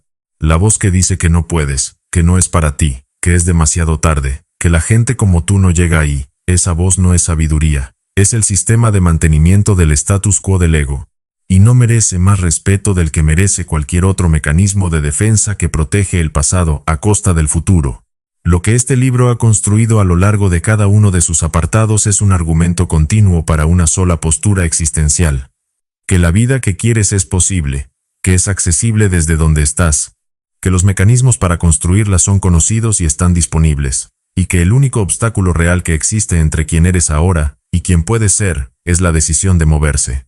La ética del trabajo brutal, la ofensiva financiera, la velocidad de ejecución, la acción cinética, el dolor transmutado, la inteligencia más el sudor, el riesgo como catalizador, el entorno como amplificador, el código del respeto construido en hechos. Todo esto converge en un solo punto, el punto de la decisión. No la decisión que se toma una vez en un momento de inspiración y luego se ejecuta sin resistencia. La decisión que se toma cada mañana, cuando el cuerpo prefiere quedarse en la cama. La decisión que se toma frente al trabajo que no tiene ganas de hacerse. La decisión que se toma cuando el resultado no es todavía visible y la tentación de parar es real. La decisión que se toma cuando el miedo está presente, y avanzar de todas formas, requiere un acto de voluntad que no tiene nada de glamoroso. Esta decisión, tomada repetidamente con la consistencia que solo puede producir un compromiso real con el propio proyecto de vida, acumula el resultado que desde afuera parece extraordinario. El resultado no es extraordinario, es el producto exacto de un proceso ordinario repetido con disciplina extraordinaria. Este es el secreto que no tiene nada de secreto y que sin embargo pocos aplican. No hay misterio en la grandeza, hay trabajo, hay riesgo, hay dolor, hay consistencia. Hay decisiones difíciles tomadas cuando era más fácil no tomarlas. Todo eso, sumado durante suficiente tiempo, produce exactamente lo que produce. Asume la culpa total de tu vida hoy mismo, no como castigo, como acto de poder. La persona que culpa a las circunstancias, le entrega el poder a las circunstancias. La persona que se responsabiliza totalmente retiene el poder completamente. Puede hacer algo con él. Puede usarlo. Puede dirigirlo. Puede construir con él. ¿En qué estado está tu cuerpo hoy? Eso lo hiciste tú. ¿En qué estado están tus finanzas hoy? Eso lo construiste tú. ¿En qué posición estás en tu campo profesional? Eso lo produjiste tú. ¿Con qué tipo de personas te rodeas? Eso lo elegiste tú. No con crueldad, no con la frialdad de quien no reconoce la complejidad del contexto humano, sino con la claridad de quien entiende que la agencia humana, aunque no sea absoluta, existe y es real, y es suficiente para producir el cambio que se necesita. Esta es también la razón por la que nadie puede salvarte. No un mentor, no un libro, no un programa, no una relación. Estas cosas pueden darte información, modelo, estructura, inspiración, pero la transformación solo ocurre dentro de ti, y solo puede ser producida por ti. La persona que espera que alguien más la salve, está esperando un evento que, incluso si ocurriera en alguna forma, no produciría el cambio real. Porque el cambio real requiere tu participación activa, tu voluntad de ser diferente, tu disposición de hacer lo que no has hecho hasta ahora para obtener lo que no has tenido hasta ahora. La culpa es tuya, y esa es la mejor noticia que existe. Porque si la culpa es tuya, el poder también es tuyo. El poder de empezar hoy, de tomar una decisión diferente en la próxima oportunidad, de aplicar al problema la energía que has estado reservando para cuando las condiciones fueran mejores. Las condiciones nunca serán perfectas. El momento perfecto no existe. Los recursos que necesitas no estarán todos disponibles antes de que necesites usarlos. Siempre habrá algo que falta, algo que todavía no está, algo que idealmente debería ser diferente antes de comenzar. Comienza de todas formas, con lo que tienes, desde donde estás. Con la imperfección del momento presente como único punto de partida disponible. El guerrero que este libro convocó en su primera página no es una figura de perfección. Es una figura de movimiento. Alguien que actúa en condiciones imperfectas, que falla y continúa, que duele y usa el dolor, que teme y avanza, que construye en silencio cuando nadie aplaude, que mantiene el estándar cuando nadie mira, que cumple lo que dice aunque el costo sea alto. Este guerrero no nació así, se construyó así, decisión por decisión, acción por acción, día por día. Tú puedes ser ese guerrero, no en el futuro ideal cuando todo esté alineado. Ahora, la guerra ya empezó. Siempre estuvo en marcha. La única pregunta que queda es cuándo decides entrar en ella de verdad, con todo lo que tienes, sin reservas, sin condiciones, sin la coartada de las circunstancias. La respuesta correcta es hoy. La respuesta correcta siempre fue hoy. Suscríbete al canal, activa la campana y accede a toda la biblioteca de libros en el enlace de la descripción.